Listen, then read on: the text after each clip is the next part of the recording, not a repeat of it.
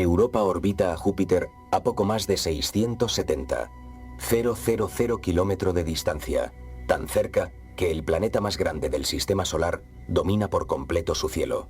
Es un mundo casi del tamaño de nuestra propia luna, cubierto de una corteza de hielo tan lisa que, desde lejos, parece una canica pulida. Durante décadas la ciencia la consideró un cascarón helado sin ningún interés.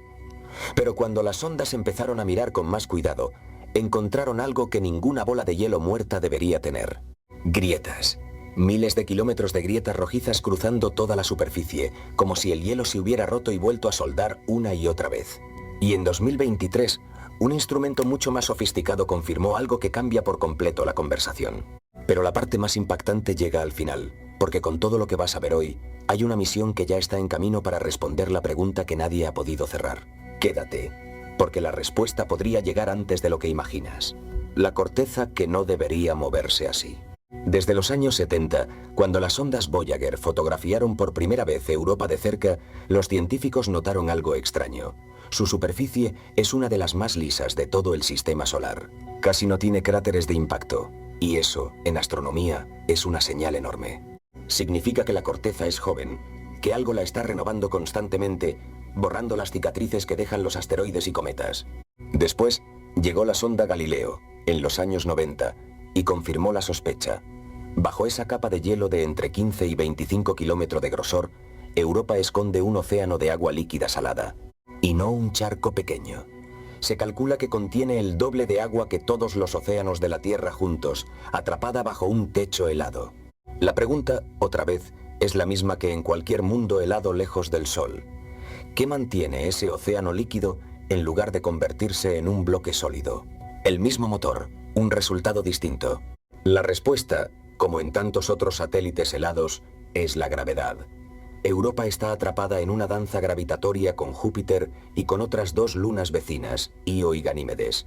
Sus órbitas están sincronizadas en una proporción exacta. Por cada vuelta que da Ganímedes, Europa da 2 e Io da 4. Ese ritmo perfecto, llamado resonancia orbital, evita que la órbita de Europa se vuelva perfectamente circular.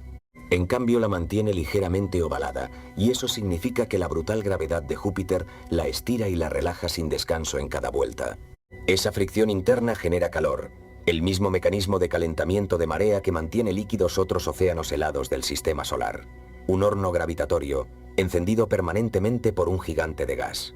Pero aquí es donde Europa empieza a separarse de la historia que ya conoces. Porque a diferencia de otros mundos helados, no basta con tener agua tibia bajo el hielo. Hace falta algo más para que ese océano sea, además de líquido, químicamente interesante. Las grietas que respiran. En 2013, el telescopio espacial Hubble detectó algo que sorprendió a media comunidad científica. Posibles columnas de vapor de agua escapando desde la región sur de Europa, elevándose más de 160 kilómetros sobre la superficie. La señal era débil, intermitente, difícil de confirmar con certeza total, y durante años quedó en el terreno de probable, pero no confirmado. Eso cambió radicalmente en 2023. El telescopio espacial James Webb apuntó su instrumento infrarrojo hacia Europa y detectó, esta vez sin ambigüedad, dióxido de carbono en la superficie helada, concentrado justo en una región conocida como Tara Regio, una de las zonas de terreno más joven y agrietado de toda la Luna. Y aquí está el detalle que nadie esperaba. El dióxido de carbono no es estable en la superficie de Europa. La radiación de Júpiter y la luz solar lo destruyen o lo hacen escapar al espacio en escalas de tiempo geológicamente cortas. Si el Webb lo detectó ahí, en una cantidad significativa, solo puede significar una cosa. Ese carbono salió del interior recientemente y probablemente del propio océano subterráneo. ¿Por qué el carbono lo cambia todo? El carbono es, junto con el agua, uno de los ingredientes no negociables para la química de la vida tal como la conocemos. Encontrarlo saliendo activamente del océano de Europa y no simplemente flotando de forma inerte en el hielo es la primera evidencia sólida de que ese océano no es solo agua salada aislada del resto de la Luna, sino un sistema químicamente activo, conectado con la superficie. Y no fue el único hallazgo de aquel año. Otro equipo, analizando los mismos datos del Webb, encontró indicios de que ese carbono podría estar mezclado con compuestos derivados de procesos que en la Tierra asociamos directamente con actividad hidrotermal en el fondo oceánico, el mismo tipo de proceso de serpentinización, que en otros mundos helados produce hidrógeno y moléculas orgánicas complejas. Ojo, esto todavía no es una prueba de vida, ni siquiera una prueba directa de fuentes hidrotermales activas. Es, en el mejor de los casos, una pista química fuerte de que el fondo rocoso de Europa podría estar interactuando con su océano de una forma muy parecida a como lo hace el fondo de nuestros propios mares. La pregunta que todavía no se puede cerrar, y aquí volvemos a la pregunta que dejamos al principio. Si Europa tiene agua líquida, calor interno estable y ahora evidencia de carbono activo saliendo desde el interior, ¿por qué no tenemos ya una respuesta definitiva sobre si hay vida ahí abajo? La respuesta, otra vez, es de ingeniería, no de biología. Ni el Hubble ni el Webb se diseñaron para detectar vida. Son telescopios que miran desde cientos de millones de kilómetros de distancia, capaces de identificar la presencia de ciertas moléculas, pero completamente incapaces de analizar directamente el agua del océano, medir su química en detalle o buscar cualquier rastro de actividad biológica. Para eso hace falta estar ahí. Y por primera vez en la historia, ya hay una misión en camino para intentarlo. La misión que ya está en vuelo. En 2024, la NASA lanzó la sonda Europa Clipper, la nave más grande jamás construida para explorar otro planeta del sistema solar. Su objetivo no es aterrizar ni perforar el hielo, al menos no todavía, sino sobrevolar Europa docenas de veces a muy baja altitud, con instrumentos diseñados específicamente para analizar la composición de la superficie, medir el grosor del hielo, buscar posibles plumas activas de vapor y determinar con mucha más precisión si ese océano subterráneo tiene, de verdad, las condiciones necesarias para sostener vida.